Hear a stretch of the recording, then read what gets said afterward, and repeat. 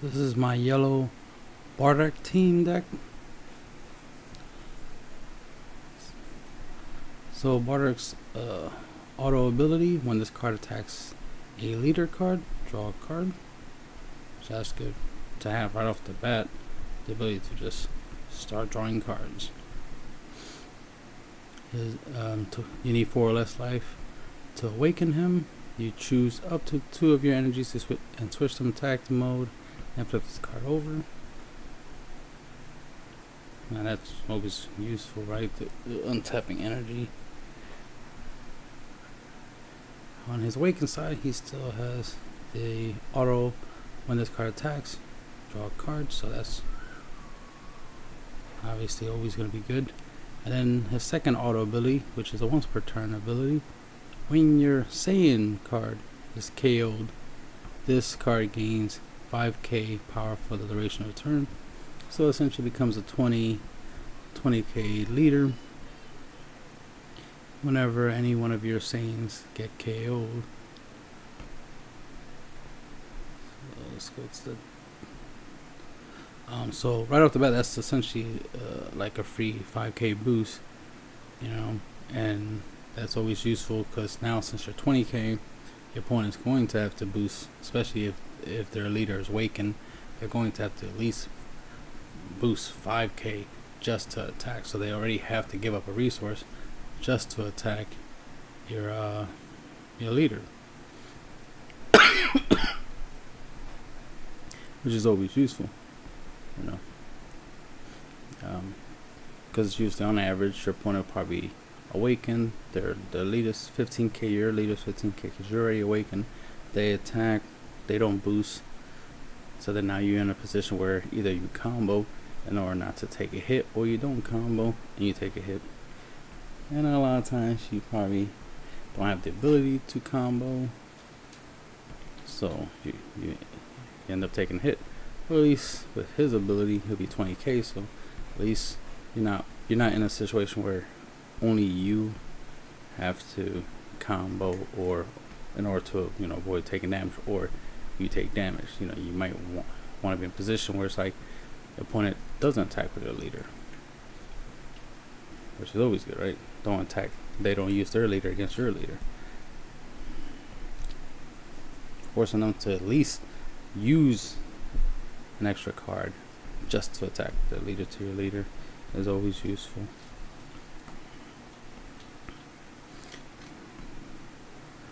Alright, to the main deck, we have Striker Bardock.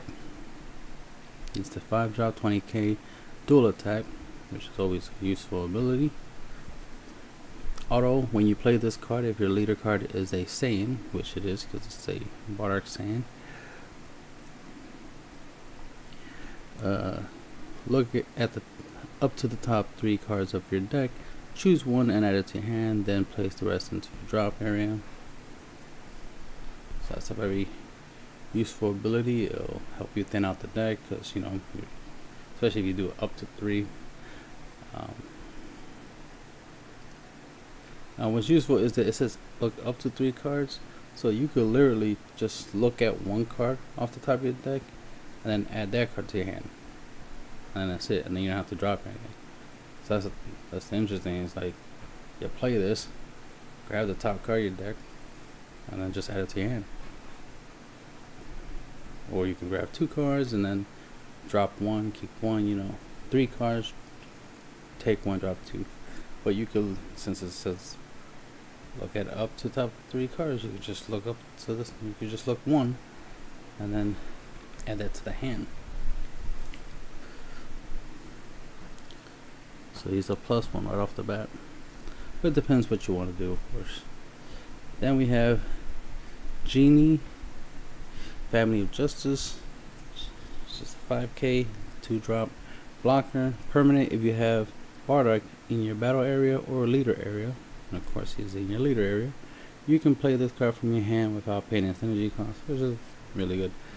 A free blocker is always useful, because I know I'm a fan, because a lot of times I'll be in a scenario where it's like, I could keep the blocker in my hand and use it for his 5k, boost for free,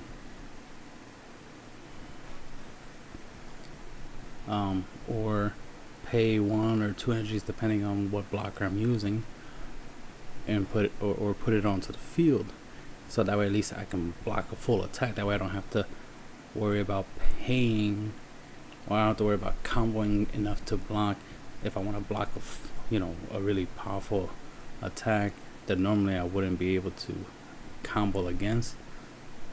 One card to defend is always useful, but sometimes you get in that scenario. It's like I don't want to tap my cards. I don't want to end up in a situation where it's like I pay the 2 energies to put a blocker, and then end up needing those 2 energies in order to use some 10k blockers from hand. Or let's say I do take a hit to my leader, so then I take a life and add it to my hand, and then it turns out that life that I add to my hand is a 10k blocker, but I don't have 1 energy available to use. So having a blocker that I could put down onto the field for free and still have energy up to use, to combo with, to pay for 10k combos for my hands, or if I take a hit to my life and I draw a 10k combo card that I need energy for, at least I have the energy for it. So I'm definitely a fan.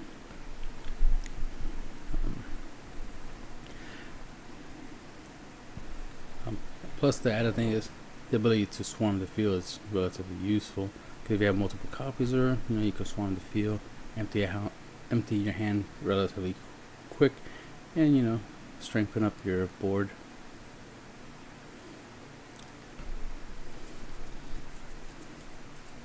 Especially if they create a card that boosts the attacks of all your Saiyan cards. Well, there you go. You have a lot of Saiyans you play for free. Then you play the card that boosts them all up. You know what I mean? And then go in for some attacks.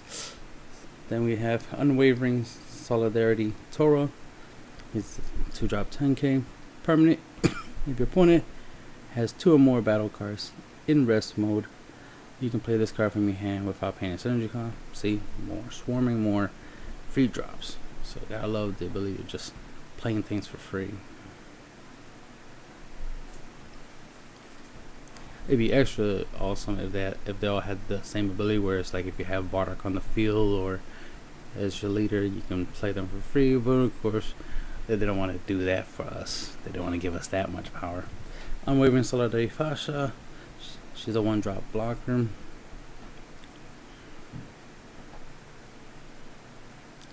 Because she's part of the team, she's in there. She's one of the female Saiyans, so why not?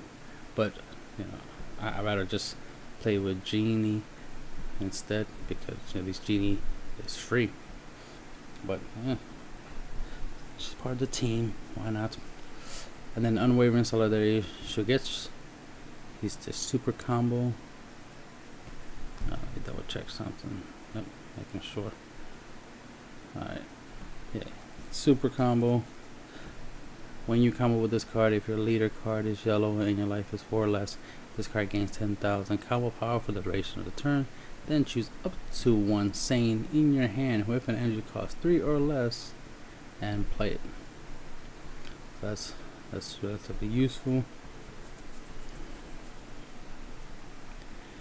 when you're trying to, because it just helps with the swarming effect. So you combo with this, get that 10k boost, and then play another Saiyan from your hand. Then we have Unwavering Solidarity Borgos. It's a 2-drop 5k auto. When you play this card, choose up to one of your opponent's battle cards in rest mode.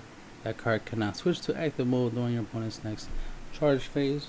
So that's a pretty decent effect. You have the ability to cause your opponents to stall a little bit. Is very useful.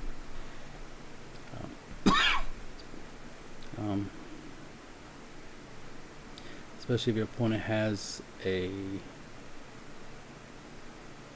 let's say he has a cell a 3-drop cell or 5-drop or whatever, or he just has, he has something that you feel he probably will evolve into that is not a Xeno evolve, then you can play this to make sure that card stays in rest mode during your opponent's turn. That way, if they do evolve, that card will be also in rest mode, so you don't have to worry about them, evolving and attacking you, right? So there's that. So it's a relatively decent effect, so nothing wrong with having it in the deck. Now, if you can, obviously bounce it to your hand, play it again, bounce it to your hand, play it again, it'd be really, really fun. Then we have Mass Saiyan, the Mysterious Warrior, Overrealm 5, 1 of any color. In order to Overrealm, he's a 20k double strike auto. When you play this card using his Overrealm, choose any number of your opponent's battle cards without blocker, for which the total cost adds up to 5 or less, and send them to the warp. So this is just a generic board wipe, so that's why he's in there. But interesting to note, of course, he's a Saiyan, because clearly he's Bardock. No, but he's not Bardock by character name. He's Mass Saiyan by character name. So, in case there's obviously card effects that says Bardock this, Bardock that. So if he's on the field, you can't summon her with him. But good thing your leader's already Bardock, so you already can play her for free. But anyway, no opening. Son Goku, he's a Saiyan. He's Bardock's son, right? And he just has a really good effect, so why not, right? It's pretty much a staple in yellow now. Auto during your turn at the end of the battle, after you combo with this card, if your leader card is yellow, play this card in rest mode. Then choose up to one of your life cards and add it to your hand. And if you, I remember it says during your turn at the end of the battle after you combo with this card. So if you use it on your turn, like if you attack, you combo with it. Like let's say you combo with it using it with your leader or any of your other battle cards, he'll come into the field in rest mode. And then during your opponent's turn, he'll be rested, and you might want to keep him. Might want to protect them, keep him on the field a little bit longer. And then the next turn, when it's your turn again, you'll put him back in active mode, and then you can combo with him again. You can attack your leader, pay 1 energy, 10k boost. Your leader, so that's always useful. And since you combo with him, he'll just be played rested afterwards. So this is a constant 10k every turn if you do that. So that's definitely useful. And then of course every time you're doing that, you can keep grabbing a life every turn.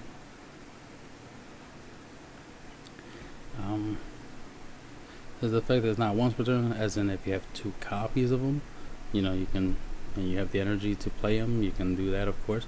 And every time you combo with them and summon them,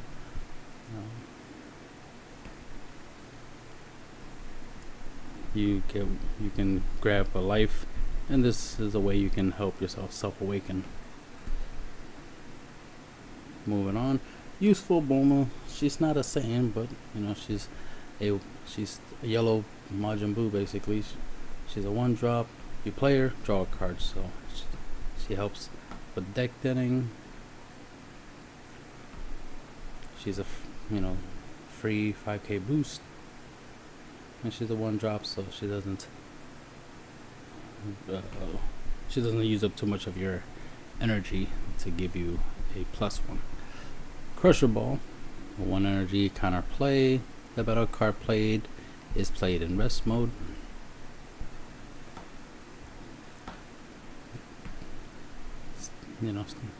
typical defense, card.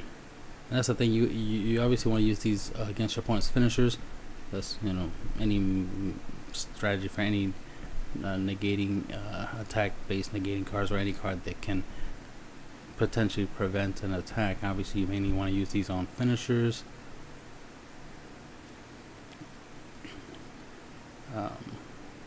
Like Crusher Ball, there could be a card that has an ability that when you switch it from active to rest, you get an effect. So you can of course use Crusher Ball when they play the card.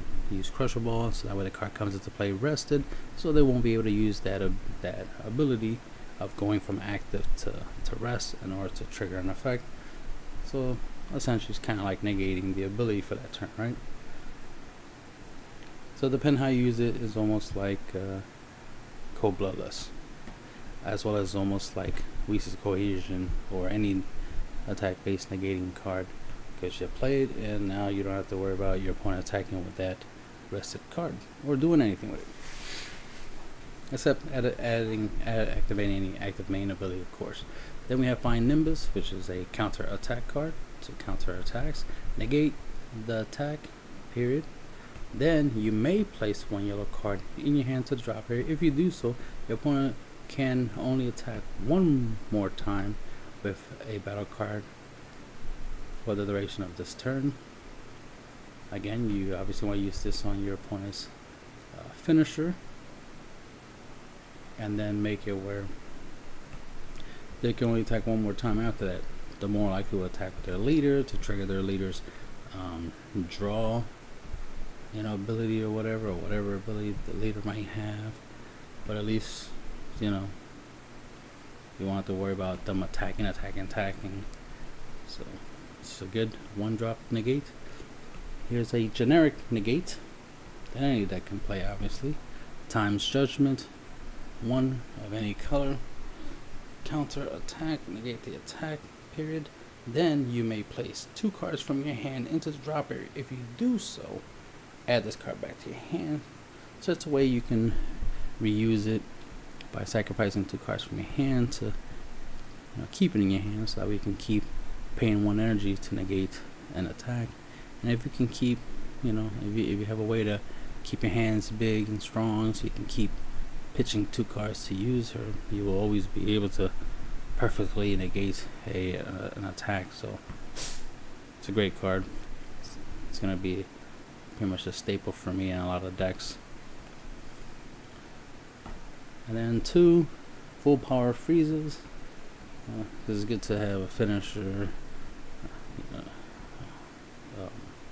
to help you finish the game. Plus, it's just a good card. It's just a 25k. It's a blocker. It's a really good blocker, because as long as it survives when it blocks, it can always stand. It can always go back into active mode, so it can block again, active mode, block again, active mode, blocking.